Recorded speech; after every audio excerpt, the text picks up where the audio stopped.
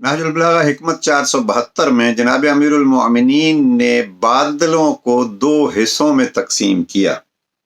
دعا فرما رہے ہیں امام بارش کی طلب میں، اور امام فرماتے ہیں بار الہ ہمیں فرما بردار بادلوں سے سیراب کر، اور ان ابروں سے جو سرکش اور منہ زور ہوں بچا۔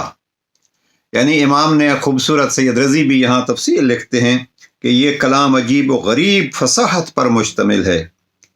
امیر المؤمنین نے کڑک چمک اور ہوا اور بجلی والے بادلوں کو اونٹوں سے تشبیہ دی ہے جو اپنی منہ زوری سے زمین پر پیر مار کر پالان پھینک دیتے ہیں اور اپنے سواروں کو گرا دیتے ہیں۔ اور ان خوفناک چیزوں سے یعنی چمک کڑک سے خالی اور بارش والے بادلوں کو جناب امام نے ان اونٹنیوں سے تشبیہ دی ہے جو دودھ دہنے میں مطیع ہوں اور سواری کرنے میں سوار کی مرضی کے مطابق چلیں۔